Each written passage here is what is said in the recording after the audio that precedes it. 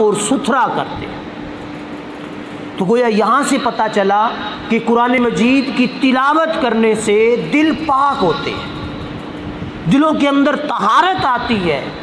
اور آج بڑی بدبختی سے ہم لوگوں کو یہ کہنا پڑ جاتا ہے کہ ہم نے، چونکہ قرآن ذریعہ ہے دل کی پاکیزگی کا، قرآن ذریعہ ہے دل کی طہارت کا، قرآن ذریعہ ہے دل کو تقویٰ اور طہارت کے قریب لے جانے کا، اور ہم نے اس قرآن کو الماری میں بند کر کے سیو کر دیا کہ جب کبھی ابا جی پہ نازک وقت آئے گا، اماں جی پہ نازک وقت آئے گا، یا کوئی بیمار پڑ جائے گا، اس کی روح نہیں نکل رہی ہوگی، پھر ہم لوگ بلائیں گے مسجد سے حافظ صاحب کو، بچوں کو، وہ پھر قرآن مجید کی سورہ یاسین پڑھیں گے، ابا جی کی روح آسانی سے نکل جائے گی.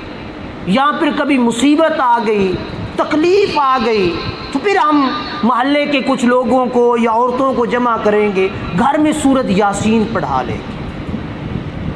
ابا جی فوت ہو گئے، ان کی مغفرت کے لیے ایک دن ہم لوگ قرآن شریف پڑھا کر دعائے مغفرت کروا دیں گے. سمجھ آئی؟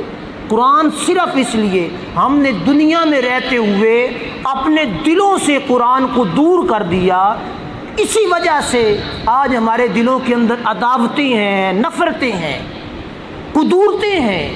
تھوڑا سا پیچھے چلے جائیں، پیچھے جو لوگ تھے بزرگ اولیاء جن کا تعلق قرآن کے ساتھ ہوا کرتا تھا، ان کی آپس میں محبت ہوا کرتی تھی، وہ نیک، متقی اور صالح ہوا کرتے تھے.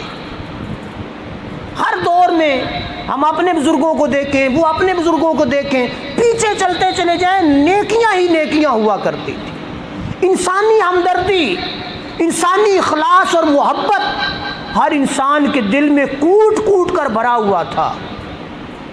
ایک دوسرے کے ساتھ جذبہ ایمان تھا، جذبہ محبت تھا، ایک دوسرے کی داد رسی کرنا ہر بندے کی زندگی کا شعار ہوا کرتا تھا.